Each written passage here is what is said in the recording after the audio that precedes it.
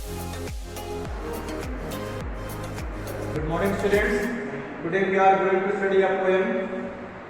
Lesson number 4, Childhood. Poem is written by Marcus Natil. This poem is dedicated to class 11th. So in this poem the poet has discussed about childhood stage. As we know, in the stage of childhood we are innocent. We are not involved with any kind of evil deeds, and we believe each and everything. We don't have any idea about what is told to us that is right or wrong, but we believe. So childhood stage is very similar to the stage of divine. Okay, so what the poet has discussed through this poem. Let us read the poem. Stanza number 1. When did my childhood go? Was it the day I ceased to be 11? Was it the time I realized that hell and heaven could not be found in geography, and therefore could not be? Was that the day? What the poet is saying? Poet कहता है मैं तेरे को question कर रहा है. सवाल उसका ये है कि मेरा चाइल्डहुड कब चला गया. ये वो सवाल अपने आप से कर रहा है और फिर वो रियलाइज कर रहा है क्या वॉज इट द डे, क्या ये वो दिन था जब मेरा बचपन चला गया, क्या ये वो दिन था जब मुझे आई सीज टू बी 11, जब मुझे लगा कि मेरी एज 11 इयर्स की हो चुकी है. अर्थात the poet has crossed 11 years of his age. क्या उसने 11 इयर्स को क्रॉस कर चुका है. Was it the time I realise that hell and heaven. बचपन में बच्चों को सिखाया जाता है, बड़े लोग सिखाते हैं बेटा देखो गलत काम करोगे तो आपको हेल में जाना पड़ेगा, अगर सही काम करोगे तो आपको स्वर्ग मिलेगा, हेवन में जाना पड़ेगा, मतलब हेवन आपको मिलेगा. ठीक है ना. तो ये चीज बचपन में उनको बताई जाती है. इसके बाद जब वो बच्चा बड़ा होता है तो वो इनको सर्च करता है कि हेल और हेवन ये कहाँ पर है, प्लेस कहाँ पर है ये. तो जब वो बच्चा बड़ा होता है तो could not be found in geography. Poet जो है क्या जब वो बड़ा होता है तो उसने क्या किया, उसको सर्च करने के लिए उसने क्या किया, ज्योग्राफी की बुक उठाई और ज्योग्राफी की बुक में जो एटलस की बुक होती है जिसमें मैप बना हुआ है उसमें उसने सर्च किया तो उसको कहीं पर भी लिखा हुआ है देयरफॉर कुड नॉट बी. यहाँ पर कहीं पर भी उसको ये हेल और हेवन नाम की कोई जगह नजर नहीं आई. मतलब उसने अपना ब्रेन इस्तेमाल करके लॉजिक यूज करके उसने यहाँ पर सर्च किया, लेकिन उसको हेल और हेवन नाम की कोई जगह जब नहीं मिली तो उसे लगा ऐसा कुछ नहीं होता है. हेल और हेवन सिर्फ इमेजिनेशन केवल है, इमेजिनरी केवल प्लेसेस हैं ये, यहाँ पर ऐसा कोई एक्चुअल प्लेस नहीं है जो अर्थ में हो. ठीक है ना. वॉज दैट द डे, क्या ये वही दिन था जब मुझे रियलाइज हो गया कि हेल और हेवन ऐसी कोई चीज नहीं होती है. तो इस पूरे स्टैंजा में पोएट ने क्या किया है, इसमें रैशनैलिटी को इसने बताया है कि रैशनल थॉट्स इसने यूज करेंगे इसमें इस पूरी पोएम में. और देखिए इसमें क्या बताया गया है, इसमें जो पोएटिक डिवाइस है जो पहली चीज तो इसमें है रिफ्रेन है. देखिए रिफ्रेन क्या होता है. रिफ्रेन जब स्टैंजा को बहुत सारे स्टैंजा होते हैं उन स्टैंजाज में अगर कोई लाइन सेम यूज करी गई है, हर स्टैंजा में यूज करी गई और सेम प्लेस में यूज करी गई है. यहाँ देखिए इसमें देखिए when did my childhood go and was that the day. ये दोनों लाइन से ये आपकी इस पोएम के 3 स्टैंजाज में लगातार ये बिगिनिंग और एंडिंग लाइंस आपको मिलेंगी. ठीक है ना. तो इसे हम क्या बोलते हैं, इस पोएटिक डिवाइस को बोलते हैं रिफ्रेन, बोलते हैं रिफ्रेन. ठीक है ना. सेकंड चीज क्या है, इसमें लिखा है वॉज इट द. ये 2 लाइंस हैं, इनमें 2 फ्रेज है आपके वॉज इट द. अगर सेम कोई वर्ड भी हो, अगर उसको रिपीट किया गया है, रिपीटिशन ऑफ सेम वर्ड और phrase in the 2 consecutive lines, तो हम उसे क्या बोलते हैं, that is known as anaphora. Anaphora आपकी होती है, आपकी पूरी डिवाइस है। इसके बाद में राइमिंग स्कीम की बात करें, राइमिंग स्कीम की, तो राइमिंग स्कीम देखिए आपको, अगर इसको गो है मान लीजिए, इसको ए मान लेते हैं, 11 है इसको बी मान लेते हैं, डिफरेंट है। इवन आपका है, ये आपका मैच कर रहा है तो इसको बी मान लेंगे, इसको कह देंगे बी है।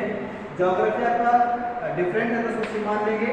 डी, ज्योग्राफी एंड डी दोनों को सिमिलर साउंड है तो यहाँ पर क्या करते हैं, इसको सी मान लेंगे। और डे आपका डिफरेंट हो गया तो इसको डी मान लेंगे। तो देखेंगे आपका जो राइमिंग स्कीम आपकी है वो क्या है, A B B C C D. और इस पूरे स्ट्रक्चर में पोएट ने क्या यूज किया, मतलब क्या इसने डिस्कस किया है, रैशनैलिटी का डिस्कस किया है। That the poet has discussed here in this stanza about rationality. Second stanza क्या है, सेकंड स्टैंजा है, when did my childhood go, was it the time I realised that adults were not all they seem to be, they talked of love and preached of love but did not act so lovingly, was that the day। अब यहाँ poet ने क्या बताया गया है, poet ने बताया है कि किस तरीके से जो एडल्ट्स लोग होते हैं बचपन में, जब हम छोटे होते हैं तो एडल्ट्स लोग हमसे अच्छी बातें बताते हैं, बेटा किसी से लड़ाई मत करो, सबसे प्रेम से रहो, ठीक है ना, ये सिखाते हैं, सच बोलो, झूठ नहीं बोलना चाहिए, ये सारी बातें हमें सिखाते हैं। लेकिन जैसे बड़े होते हैं तो हम पाते हैं कि ये जो हमें सिखा रहे थे वो एक्चुअली में करते क्या है, वो ठीक उसे उल्टा करते हैं। यही बताया उसने कि क्या मेरा बचपन तब चला गया था जब मुझे ये रियलाइज हुआ, जब मुझे एहसास हुआ कि जो एडल्ट्स होते हैं वो जैसे दिखते थे वैसे एक्चुअल में है नहीं, वो है ना, वे बात करते हैं, लव की बात करते हैं, है ना, प्रीचिंग मतलब वो उपदेश देते हैं, लव का, प्रेम का उपदेश देते हैं, प्रेम से रहना सिखाते हैं, सिखाते वो हमें प्रेम से रहना है, लेकिन वो करते क्या है, but did not act so lovingly, लेकिन वो खुद प्रेम से नहीं रहते हैं, झगड़ा करते हैं आपस में, है ना। जो बड़े लोग होते हैं, जो एडल्ट्स होते हैं वो झगड़ा करते हैं, ये हमें तब रियलाइज होता है जब हम बड़े होते हैं। Was that the day, क्या ये वही दिन था जब मेरा बचपन चला गया, जब मुझे एहसास हुआ कि जो एडल्ट्स जैसा कहते हैं वैसा वो करते नहीं है, मतलब वो हाइपोक्रेटिक होते हैं, दे आर हाइपोक्रेटिक, है ना। तो यहाँ पर पोएट ने क्या इसमें बताया है, इसमें बताया है हाइपोक्रेसी बारे में बताया है, hypocrisy is the quality that is not done according to their statements, है ना, जैसा वो कहते हैं वैसा वो करते नहीं है, means their actions and teaching और सेइंग्स डोंट मैच। उनके जो एक्शंस होते हैं, जो वो कहते हैं और जो वो करते हैं, दोनों मैच नहीं करते आपस में, ठीक है ना। अब देखिए इसमें और पॉइंट क्या बताइए, यहाँ पर जब रिफ्रेन है, मैंने बताया था आपको कि जब कोई लाइन स्टैंजास में, अलग अलग स्टैंजास में कोई लाइन सेम जगह आपकी बार बार उसकी जाती है, रिपीट किया जाता है, तो वो आपका होता है रिफ्रेन होता है। यहाँ पर देखिए व्हेन डिड माय चाइल्डहुड गो लिखा हुआ है और यहाँ पर बिगिनिंग उसने उसी लाइन से बिगिन किया हुआ है और सेम उसी लाइन से एंड भी किया हुआ है, was that the day, was that the day. तो यहाँ पर क्या हो गया, पहली चीज यहाँ पर रिफ्रेन हो गया आपकी। दूसरी चीज क्या है, यहाँ पर देखिए was at the time I realized that adults were not, और इसके बाद यहाँ पर no punctuation mark and the line continues to the next line, ठीक है ना। जब सिचुएशन ये होती है जब आपने punctuation without any punctuation mark, if any line continues to the next line, this kind of device is known as enjambment। इसे क्या बोलते हैं, enjambment बोलते हैं, ठीक है।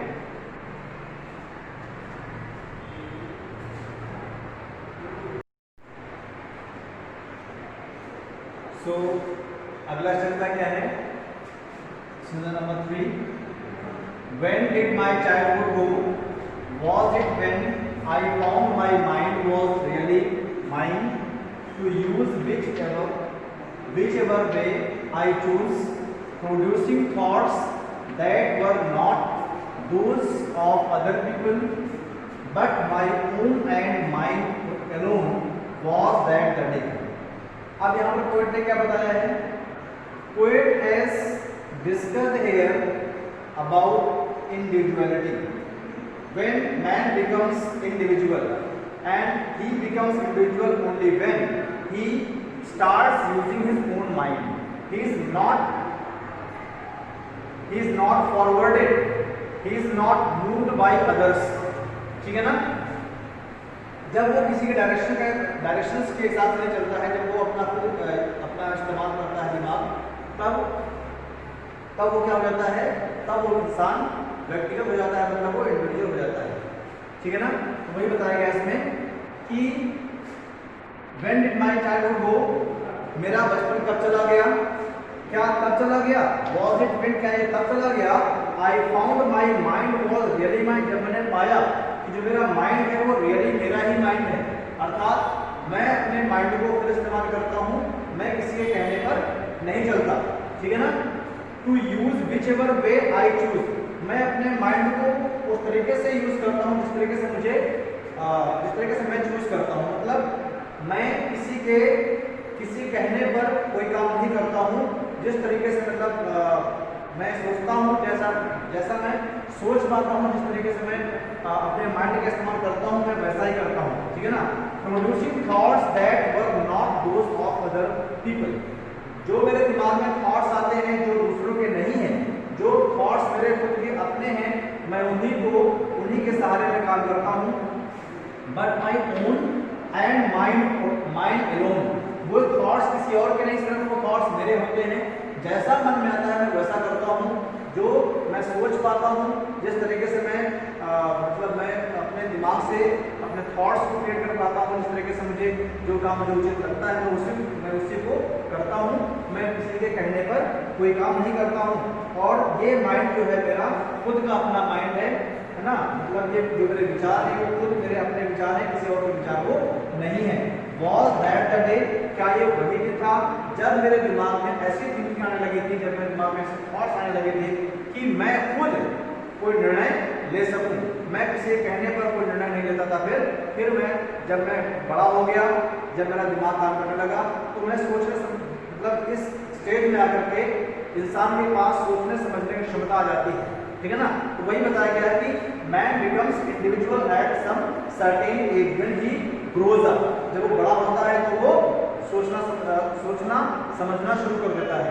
And at this stage is known as individuality, man becomes individual at this stage. तो यहाँ पर पोएट ने क्या बताया है, यहाँ पर पोएट ने डिस्कस किया है इंडिविजुअलिटी के बारे में, इंडिविजुअलिटी। और अगेन इसमें क्या है, ये जो लाइंस आपकी हैं अभी आपने देखा था in the first and second stanzas, the same lines beginning and ending lines of each stanza were the same, that's why here refrain is again, यहाँ पर रिफ्रेन आपका अगेन दिस टाइप का रिफ्रेन यहाँ पर हुआ। और इसमें क्या बताया गया है, अब देखिए एक चीज यहाँ पर एक चीज और बताई गई इसमें, विच एवर वे, ठीक है ना, to use whichever way I choose, यहाँ पर एक डिवाइस आपकी है जिसको हम बोलते हैं इन्वर्जन बोलते हैं। इन्वर्जन क्या होता है, जब हम किसी भी सेंटेंस में वर्ड्स के राइट ऑर्डर, प्रॉपर जो ऑर्डर उसका होता है, हम उसको आगे पीछे कर देते हैं, तो that is known as inversion. इसमें होना क्या चाहिए, इसमें होना चाहिए था आई चूज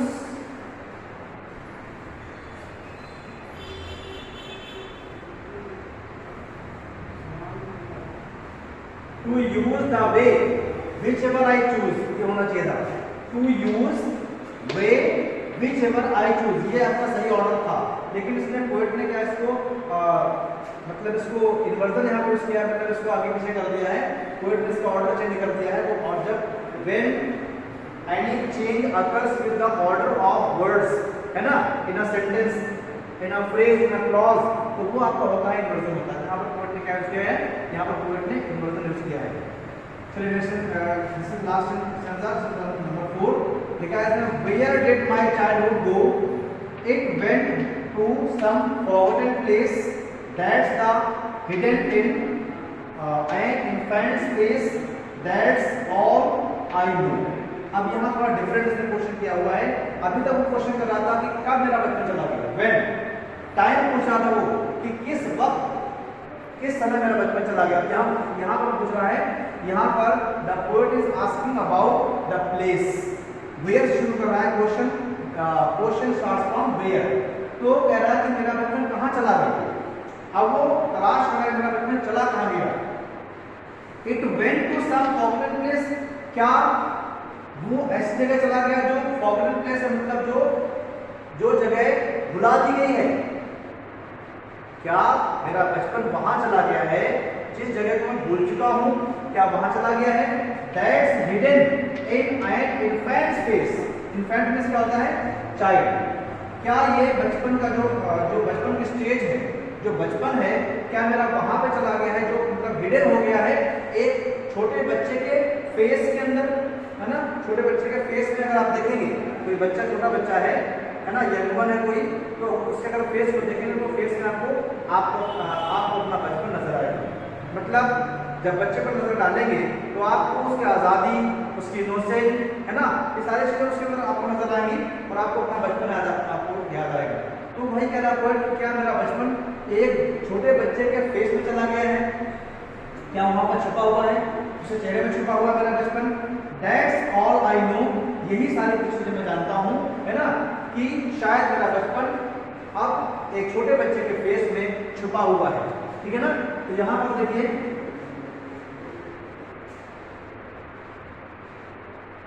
इसमें आपका जो राइमिंग है, अगर हम इसको ए मान लेते हैं, प्लेस और फेस दोनों सेम है, इसको हम बी और बी मान लेंगे। गो और नो दोनों की साउंड सेम है, यहाँ पर ए मान लीजिए। तो इसकी राइमिंग क्या बनती है, राइमिंग इसकी है ए बी बी ए, ठीक है ना, ये इसकी राइमिंग है। और हाँ, दैट्स एंड दैट्स, ये देखिए सेम आपका है। मैंने बताया था इससे पहले, क्या बताया था इसमें आपका होता है एनाफोरा। क्या है इसमें एनाफोरा है, कोई भी वर्ड रिपीट हो दो लाइंस में, या फिर कोई फ्रेज आपका रिपीट होता है किन्हीं दो लाइंस में, दो लाइंस, है ना, two lines should be consecutive, वो आपकी टू लाइंस कॉन्सेक्यूटिव होनी चाहिए, मतलब एक के बाद एक होने चाहिए, है ना। तो वहां पर आपका होता है एनाफोरा होता है। और इसमें that's all. So this is all about this poem. Very good poem it was, and I hope that you have understood this poem very well.